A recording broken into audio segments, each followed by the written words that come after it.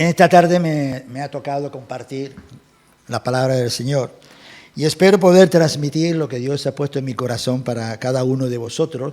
Ya he estado hablando en mi corazón toda esta semana, pero sigue hablando y esta mañana siguió hablando y podamos entender las cosas que el Señor tiene. Yo quisiera hacer una pequeña oración por vosotros y por mí también, por supuesto, para que el Señor nos ayude a poder entender grandes verdades, que son grandes, pero porque nosotros es algo que grande en el sentido, digo, si yo no había visto eso nunca, y yo solo tenía que hacer eso, mira, si yo hubiera sabido antes, yo no estaría metido aquí por años. Una cosa así, ¿no? Por digo, la cuestión de grande, la palabra de Dios sigue siendo grande en todas las épocas de nuestra vida. Vamos a orar. Señor, queremos darte gracias por tu presencia, Señor, en medio de nosotros. Yo te quiero dar gracias, Señor, por cada hermano, cada hermana, cada joven, niños que han venido esta tarde, Señor, a estar en tu presencia y escuchar tu palabra de una manera o de otra. Yo te pido que a través de tu Espíritu Santo, Señor, tú nos ayudes a todos y a mí también, Señora, a poder entender cada día más y más lo que significa, Señor, entregarnos a ti y rendirnos totalmente, Señor. Padre, sabemos que el enemigo siempre está metiendo cizaña, está metiendo estorbo, Señor, en nuestro caminar, pero ayúdanos, Señor, a tomar decisiones firmes por ti y por todo lo que tú quieres hacer por cada uno de nosotros, Señor. Queremos extender el evangelio en este pueblo y más allá del pueblo, y para que las personas vean la maravilla del Dios de amor que nosotros tenemos. En tu nombre, amén. Si tenéis Biblia, algunos me dirán, no, tengo móvil. Pues si tienes tu móvil, ponlo en silencio, por favor. Vamos al libro de Jueces.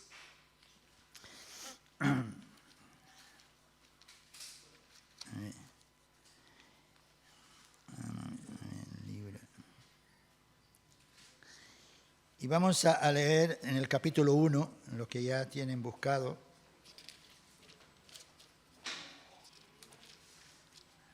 Espero haber dicho Jueces, porque cuando estaba escribiendo puse Josué.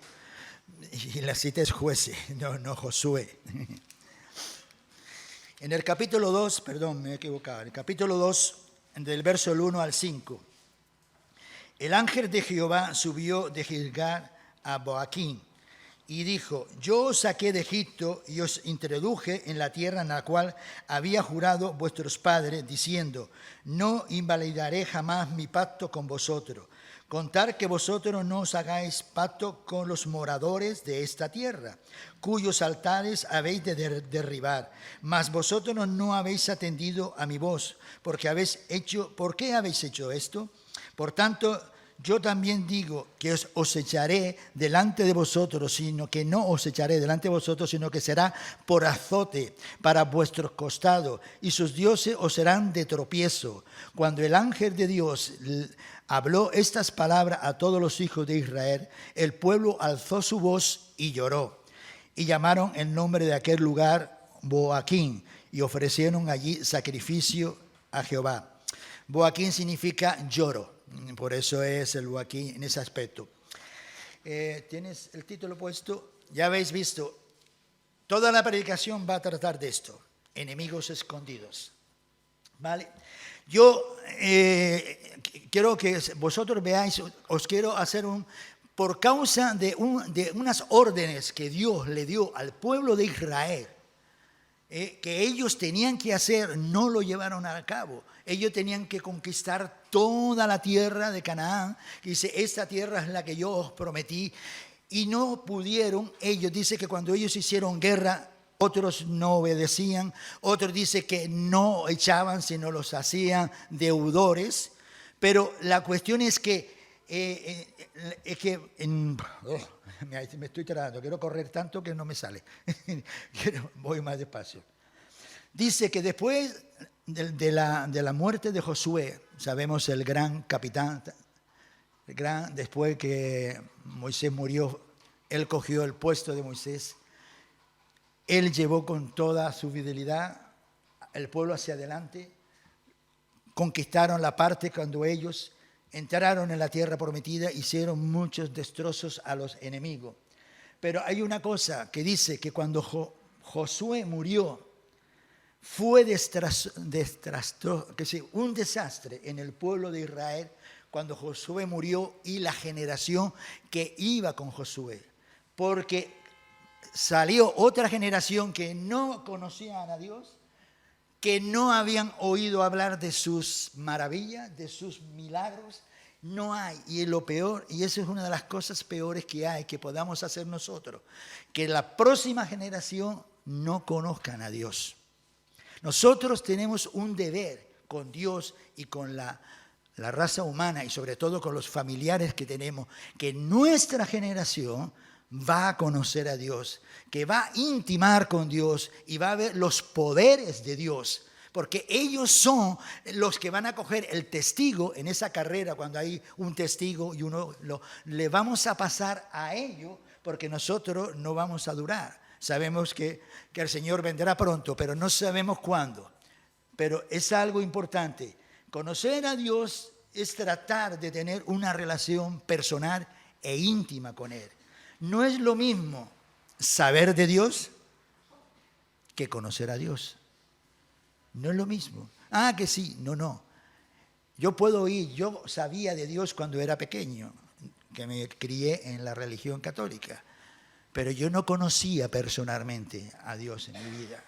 Lo conocí años después, en el servicio militar, pero hay una gran diferencia. Así que, ¿qué es lo que hicieron los de Israel? Yo no voy a leer todos los versículos, pero vamos a leer en el 2:11. Después los hijos de Israel hicieron lo malo ante los ojos de Dios y sirvieron a los Baales. Se apartaron de Dios. Hicieron algo que no deberían de ser. No tenían que hacer pacto con el pueblo de esa tierra. No tenían que servirle a sus dioses paganos. Pero ellos hicieron. Y el ángel de Dios se le apareció al pueblo diciendo: vosotros no habéis querido oír mi voz.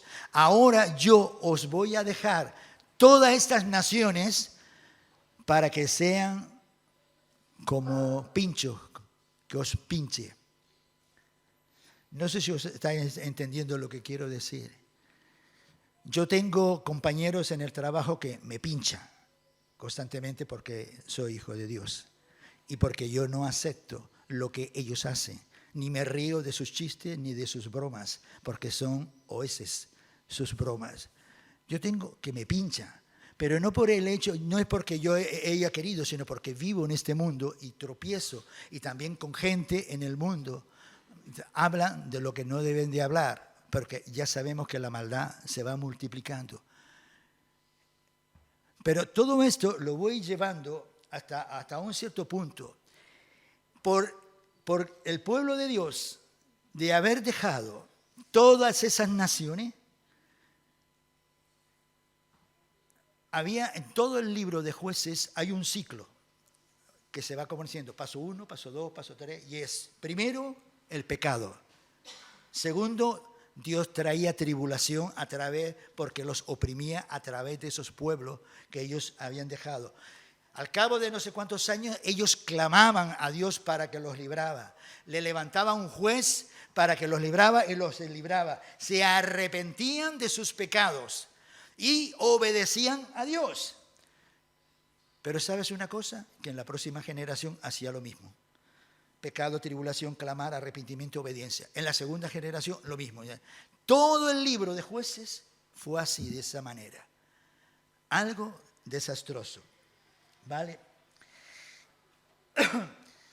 Vosotros conocéis el verso de este en la Biblia, en Cantares, de las pequeñas cosas que dice: atrapen las zorras, esas zorras pequeñas que arruinan los viñedos.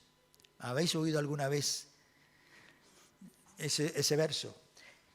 El libro de Cantares es un libro que habla del amor, como diciendo, pequeñas cosas en nuestra vida hacen romper y apagar el amor. Por supuesto que habla del amor primero de una pareja, después que se casaron en ese sentido. Y esto va mucho con nosotros, porque nosotros nos enfadamos con nuestro cónyuge y nos acostamos en nuestra cama y nos damos la vuelta al otro lado, él está en el otro lado y hasta mañana Lucas, como decíamos antiguamente, ¿no? Y no decíamos ni una palabra, no pedíamos ni perdón, no hacíamos nada.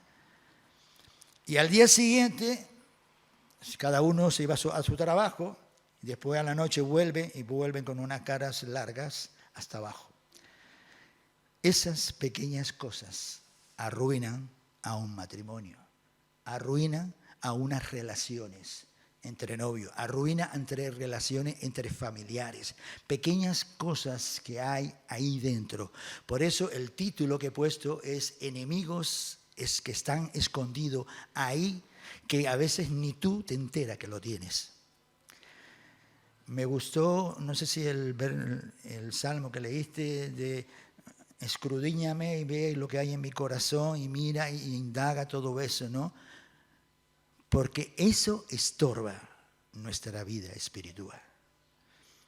Y eso es algo que tenemos que tener cada día más y más en cuenta en nuestra vida. Las cosas pequeñas generalmente no las vemos venir, ¿verdad? Yo qué sé, los que conducimos en la carretera, una chinita del trabo que viene y hace ¡pah! Y le golpea el cristal. Yo no la veo venir hasta que se produce el golpe. Pero sin embargo, si en vez de ser una chinita, viene un pedazo de piedra, una roca ahí, ya nosotros estamos tratando de esquivarlo y a ver por dónde andamos. Que las cosas grandes se ven, pero las pequeñas no las vemos. Y es algo que perjudica a cada uno de nosotros. Tú pusiste pon el primer punto, por favor, que se me ha olvidado, como no estoy acostumbrado en ese sentido. Hay una cosa que yo quiero ir pasando, porque yo quiero centrarme en el tercer punto, porque en el primer punto es lo que hizo Israel. ¿Qué hizo Israel? No conquistar al enemigo. Ahora vamos a ver en el segundo lo que Cristo hizo por nosotros. No me voy a liar, yo simplemente he confesionado, he escrito, que lo voy a leer lo más despacio posible para que podamos entender. Yo creo que todos nosotros lo sabemos, pero esto es como un repaso. Vivir en este mundo para enseñarnos el camino al Padre. Eso es lo que hizo Jesús. Su propósito era morir en una cruz, llevando el pecado de todo el mundo. Sufrió el abandono del Padre porque Dios no tiene nada que ver con el pecado. Porque no había nadie que pudiera pagar el precio de nuestros pecados. Él murió, porque Él fue perfecto. Nadie puede llevar el castigo, sino solo Jesús. Vale. Librarnos del poder del pecado que ejerce sobre nosotros y sobre todo el mundo. Esa tendencia a querer ser lo malo. Conoce a Pablo en Romanos capítulo 7, dice: el bien está en mí en quererlo hacer, pero veo en mis miembros que hay una ley que el mal que yo no quiero, eso hago. Y eso está ahí de una manera innata en cada uno de nosotros, hayamos aceptado a Jesús como no le hayamos aceptado a Él.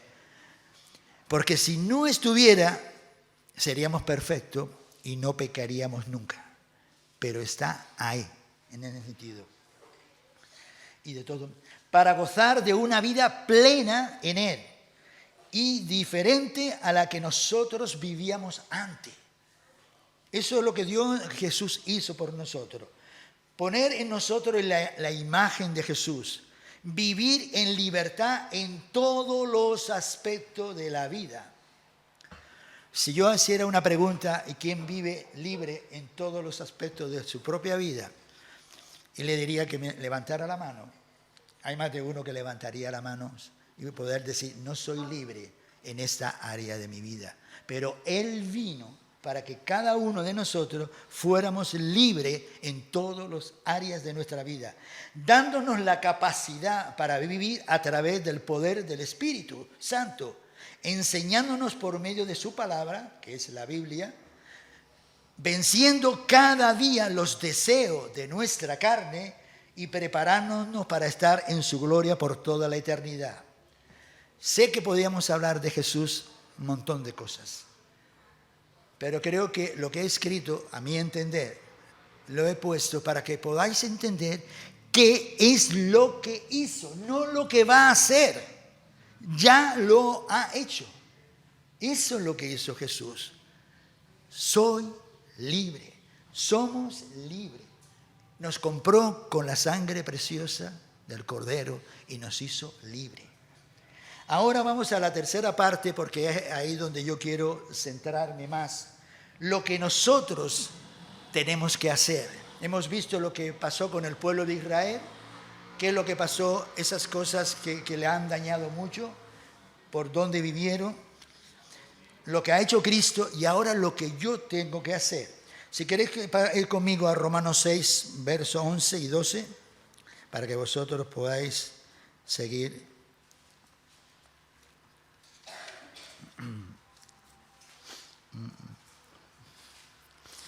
Romanos capítulo 6, verso. Yo lo voy a leer en otra versión que tengo escrito. De la manera, también ustedes considérense muertos al pecado, pero vivo para Dios en Cristo Jesús.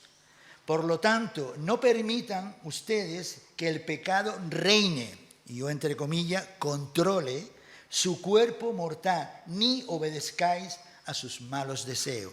La Biblia del Reina Valera dice concupiscencia, que es deseos desordenados, en ese sentido.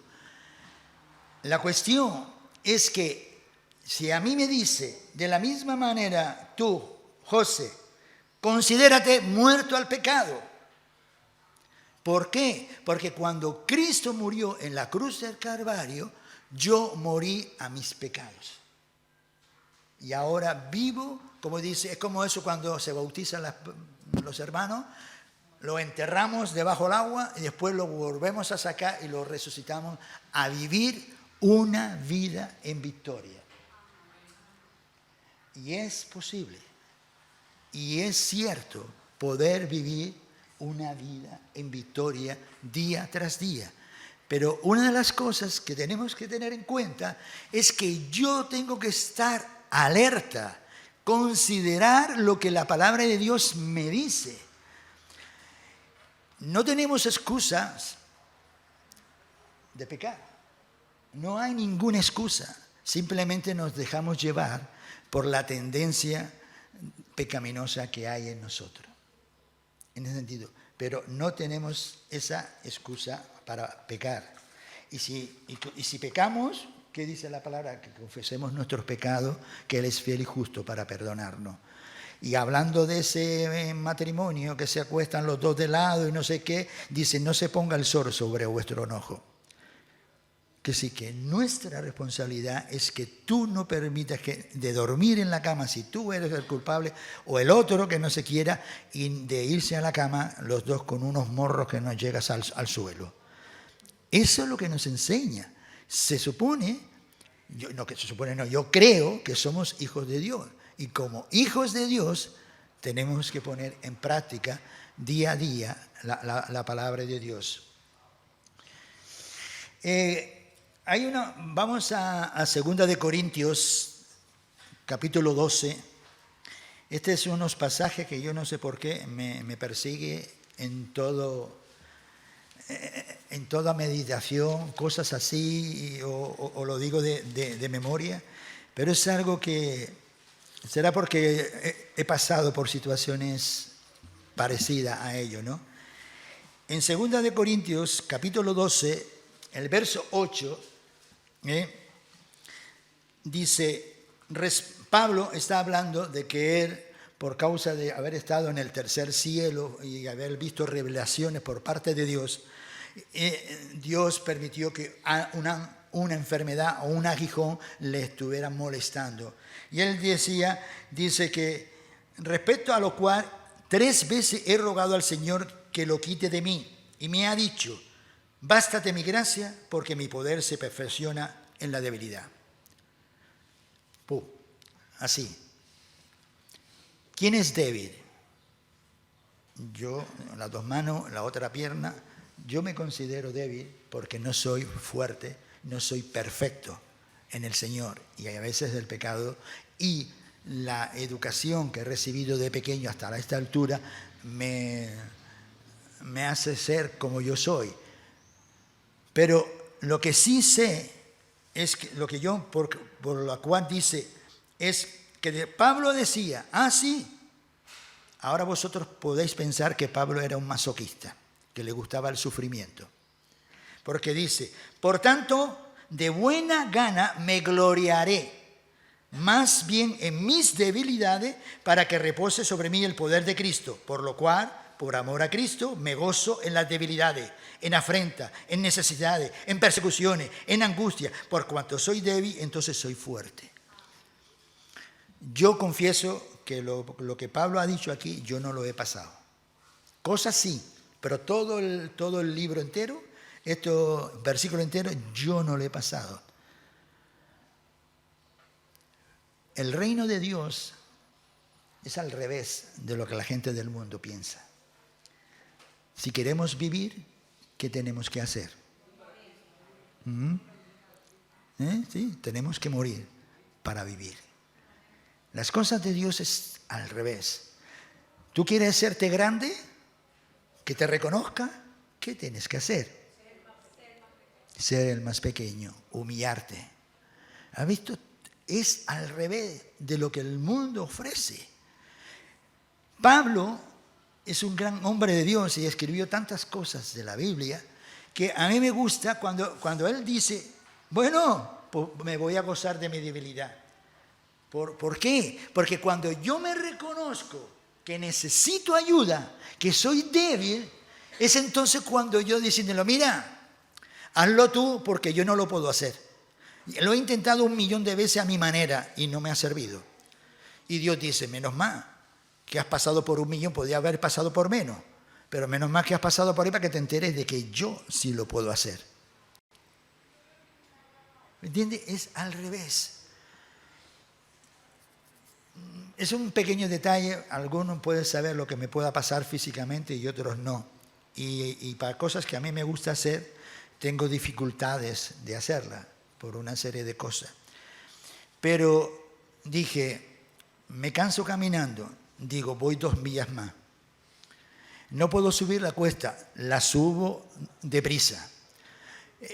Tengo dificultades físicas.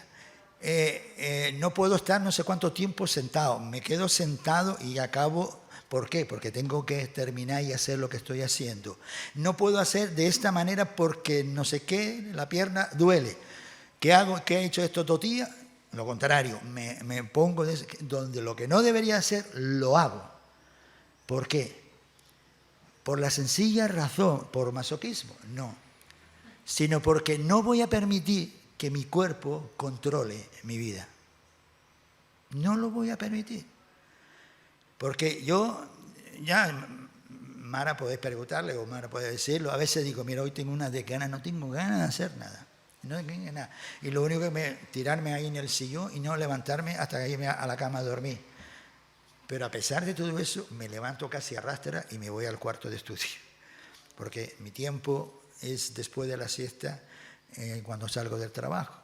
Pongo a leer la Biblia, pongo a leer devocionales, me pongo a buscar al Señor y no quiero irme a la cama sin haber estado ese tiempo.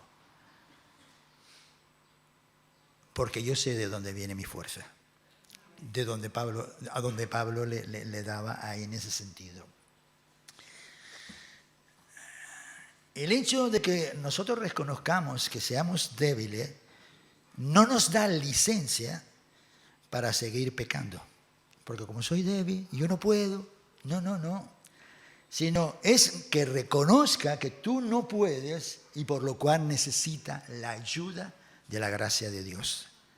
que es la gracia de Dios que te sostiene, es la gracia de Dios que te da y te fuerza cada día más y más hacia adelante.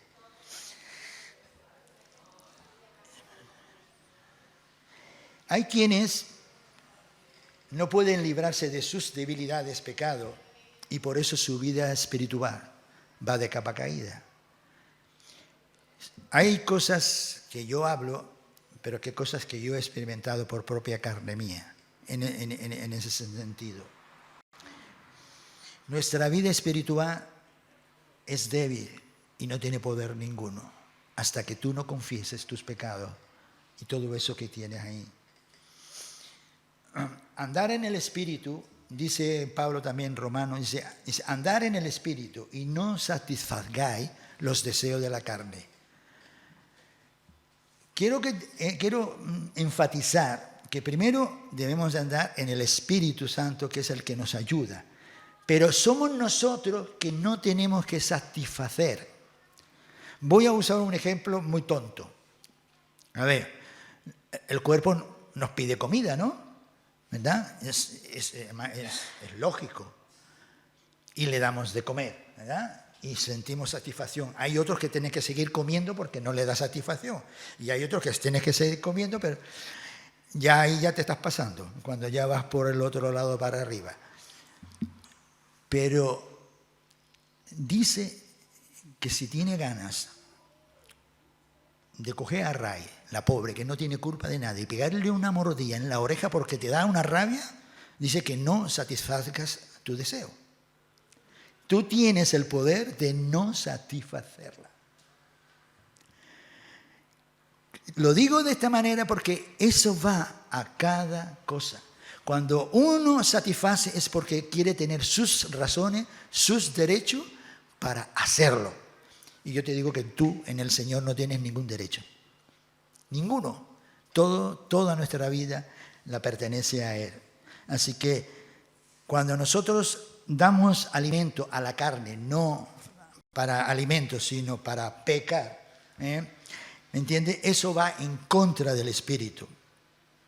Ahora, como ya os dije antes, que debemos de considerar, yo morí al pecado, ¿cuándo? Cuando Jesús murió. En ese sentido. Ahora vamos a primera de Juan, porque el tema sigue por ahí, ¿sabes? Primera de Juan, y los que no tienen Biblia, pues oírme.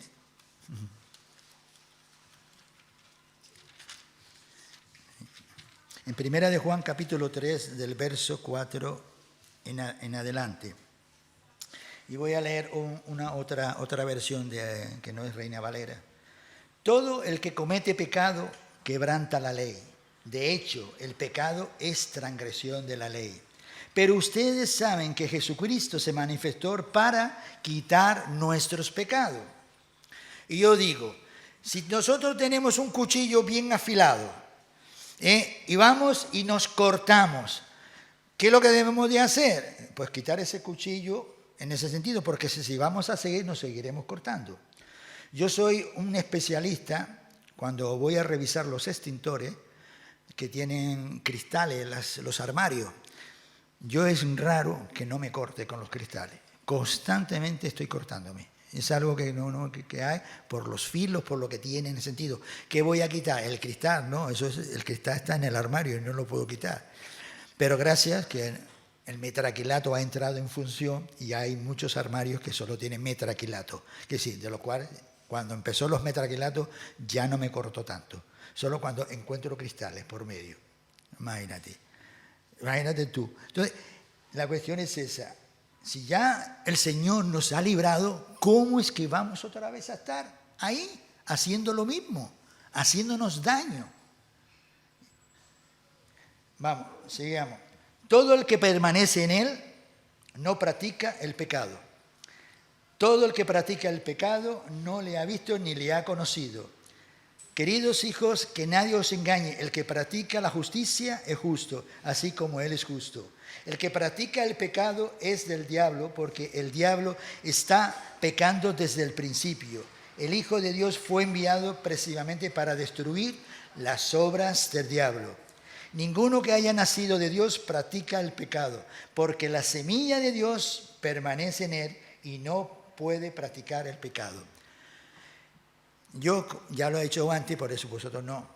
Pero yo me gustaría que si vosotros en vuestras casas cogiera este texto del 4 al 9 y pusiera no practicar, todo eso para que veas. Os doy, creo que la mayoría creo que lo sabéis, pero bueno, si no, os doy el repaso, por así decirlo, ¿no? La clave aquí no es que no dejemos de pecar. La clave en estos versículos es que no practicamos el pecado. ¿No saben la diferencia? No, ¿verdad? Yo qué sé, por ejemplo, ¿qué es practicar? Insultar a alguien todos los días. Y si puedo 3 veces al día, 3 veces yo la insulto. Semanas, mes tras mes, y la voy insultando. Eso es pecado, el insulto. Eso es practicar. El hecho de que tú cometas un pecado en ese momento no significa que lo estás practicando, sino que si continúa con ello, entonces sí estás practicando. Y dice que si nosotros practicamos, no somos de Dios. Dios ha puesto una semilla en mi corazón. ¿Sabes cuál es la semilla? Somos una semilla en nuestro corazón. ¿No sabes cuál es? A ver, ¿quién es hijo de Dios en esta tarde? Bueno, pues vosotros tenéis la semilla de Dios en vosotros. El Espíritu Santo. El Espíritu Santo es la semilla que Dios puso cuando yo recibí a Jesús como mi Salvador. Y si yo tengo la semilla, yo tengo que dejar que esa semilla del Espíritu Santo vaya creciendo en mí para yo ser cada día una persona a la imagen de Jesús. Cada día. Claro, y ya lo otro, lo que dije, que si yo me enfado, pues trata de pedir perdón rápidamente. Pero una cosa es que dice, no, es que yo me enfado hoy, es que me enfado mañana, y ya al siguiente día me enfado, ya le insulto. Y no. Es que no podemos entender que si nosotros somos de Dios, ¿cómo hacemos una serie de cosas que son pecados? Que es continuamente. No podemos entender eso. No cabe en nuestra cabeza, ni siquiera ni en la tuya, que tú sigas practicando día tras día ese pecado. Entonces no has conocido a Dios. Porque el que ha conocido a Dios deja esos pecados. Momento tras momento. A ver.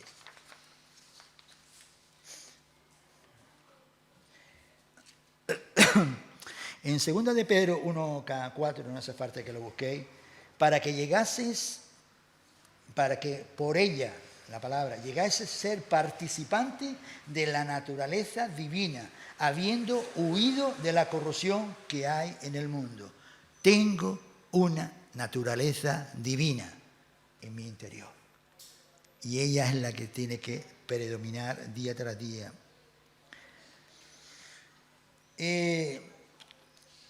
En Romanos 8:11, si queréis mirarlo, en este versículo dice, si el Espíritu de aquel, hablando del Espíritu Santo, levantó a Jesús de entre los muertos, si ese Espíritu poderoso, ¿quién cree que el Espíritu Santo levantó a Jesús de los muertos y le dio vida?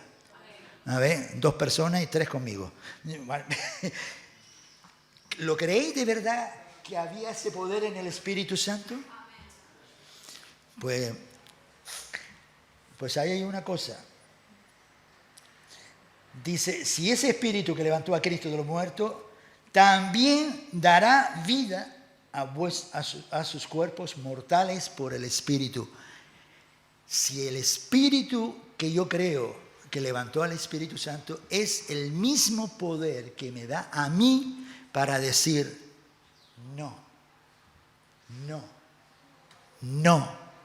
Ay, no, porque una mentirijilla. No. Al principio no me cogieron una metralleta conmigo. Pero, hombre, pero si es una cosa tan chiquitita. Digo, yo no miento. Ay, no, por no sé qué, pero si eso es una tontería lo que puede decir. Dale una mente. Mira, digo, tú haz lo que quieras hacer. Yo hago lo que yo quiero hacer, pero no voy a hacer lo que tú dices que yo debo de hacer.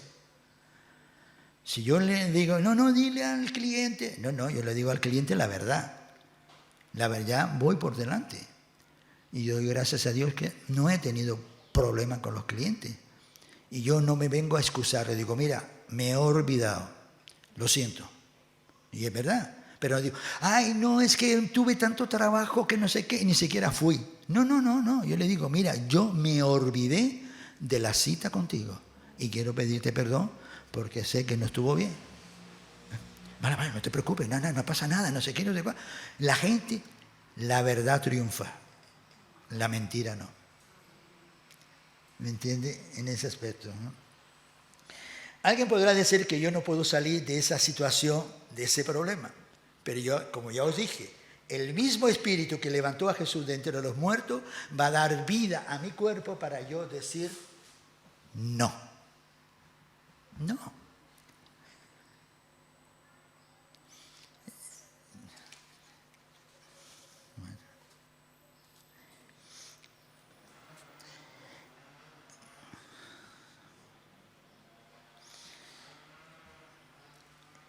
El problema aquí es que yo no conozco a Dios lo suficiente.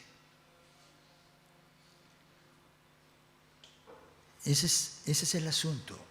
No conozco a Dios lo suficiente. Hay un versículo en el Antiguo Testamento, mi pueblo perece por falta de conocimiento. Cuando yo desconozco la Biblia, cuando yo desconozco lo que Dios trata de decirme y cómo lo puedo hacer, hay áreas de nuestra vida que no tenemos victoria. No hay, realmente. Y por eso caigo en mis pecados. Los practicantes, no de los que ponen inyección allí, una y otra vez. El pueblo dice que conoce a Dios será fuerte y actúa. Yo me propuse, no sé en qué momento, de indagar y de conocer a Dios. Hay una serie de luchas que todo el mundo tenemos nuestras luchas en nuestras vidas, que cada uno lo sabe, pero Dios también las sabe. Y Dios nos conoce a todos, desde arriba hasta abajo, desde lo más recóndito, sabe todo lo que hay, las intenciones, los pensamientos, conoce todo. Y yo me propuse de que no estaba harto de seguir fallando en esas áreas de mi vida. Estaba harto. Porque si hay victoria, ¿cómo es que yo no estoy en victoria? Y así continuamente. Y antes de llegar a este sermón, que dice que un tiempo atrás, yo digo, yo tengo que conocer más a Dios. Yo tengo que experimentar el poder de Dios en mi vida. Yo tengo que entrar en su presencia. Y todas mis ansiedades tienen que estar relajadas, suplidas por Él, porque me lo ha prometido y Él no es mentiroso. Yo quiero entrar en su presencia a tal punto que cuando acaben las luchas preliminares para poder llegar, entre en su misma presencia y me ponga a alabarle, a glorificarle, a hablarles de mis intimidades. Él me habla. Y muchas veces me habla con la palabra porque por la gracia de Dios Él me he aprendido a través de los años muchos versículos de memoria. Y sobre todo la intimidad con Dios. Estar ahí, donde estamos Él y yo, y aunque caiga una bomba ahí detrás, a mí me importa. Estamos Él y yo, aunque la fiesta de San Juan se celebre esta noche con panderos y danza, lo que sea. Es llegar a penetrarme. La verdad que esta parte es la más difícil que me cuesta a mí de transmitir. Y a veces, como puedo transmitirla, es cuando tú, hombre, miras a tu mujer y te quedas embobado. Y no casi ni respira. Y empiezas a sentir de tal manera una intimidad tan preciosa, tan bonita, que tu alma, tu espíritu se eleva y dice: yo de aquí no quiero salir. Y Dios te habla de una manera dulce y llega a lo más profundo de tu corazón. Y empiezas a entender tantas cosas de tu vida como nunca en tu vida las has entendido. Intimidad. Intimidad con Dios. Eso es algo que tenemos que actuar. Dice en la Biblia que más de 300 veces aparece la palabra no temas. No temas. Y somos personas temerosas de casi todo. Dice en Proverbio: el perfecto amor de Dios echa fuera el temor. Entonces yo me machaco, lo siento que en algunas cosas, pero es que no encuentro otras palabras. Yo digo: ¿por qué tengo que tener temor si Dios es poderoso y controla mi vida? No lo entiendo. No tengo que tener temor. Que no llego a final de mes, ¿qué más da? Él es el que está encargado del asunto. Y hermano, yo os digo, llego a final de mes por la gracia de Dios. Desde hace muchos años. ¿Vale? Y dice: ¿y por qué te vas a afanar por querer tener otro trabajo para ganar mucho más dinero? Digo, yo me conformo con lo que Dios me da. Y si Él quiere darme capricho, lo recibo también. Yo creo que nadie no va a decir un buen helado ahora en verano, de limón, de turrón. Puede uno desearlo. Yo lo que aspiro es estar en la presencia de Dios. Y que pueda yo transmitir el amor de Cristo a la gente que no conocen a Dios. Que yo pueda hacer, que no voy a ser vanaglorioso con este ejemplo de usar sobre Moisés, que cuando bajaba del monte, su cara estaba tan encendida que los del pueblo de Israel se: tápate, porque no. La luz, ¿qué hace la luz? Lumbra lo que está oscuro y demuestra todo lo que hay. Pero es para que la gente vea el amor de Jesús. Y así que este otro verso, es que tengo un montón de versículos que conoció. Y todas las cosas nos ayudan para bien. Bueno, este es un versículo que puede traer un poquito de... ¿Cómo que todo es para bien? Pues sí. No lo entiendes, pero sí. ¿Cómo que el que no tener trabajo me viene para bien? Pues sí.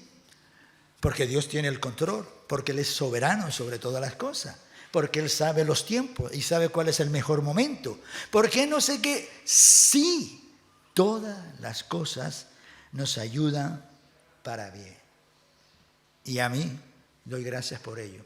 Yo a veces estoy orando y digo: Señor, te doy gracias por esto. Digo: Señor, sí, parezco un masoquista. Pero bueno, pero te doy gracias porque tú tienes el control. Porque tienes, ¿me entiendes? Sabes que el hecho de que tú puedas conocer los resultados, la secuencia del pecado sobre nuestra vida, el hecho de decir: hombre, yo ya sé el resultado, sé que lo que me va a pasar si hago esto. Eso no para el pecado. Su efecto y sus consecuencias siguen adelante. No para. El efecto sigue hacia adelante. Cuando tengamos experiencias mayores con Dios, dejarás las experiencias del mundo de una manera natural. Yo sé que para algunos puede ser que sí, puede ser que no. Si no me equivoco, perdonadme. Algunas cosas que estoy diciendo lo que se dice por España, os estoy contando un cuento chino. Pero yo lo he probado. Yo he visto que antes veía una serie de cosas en la tele y ahora ya ni la veo. ¿Por qué? Por tener experiencia con el Señor. Hay cosas en la calle que ve y paso olímpicamente. Pero cuando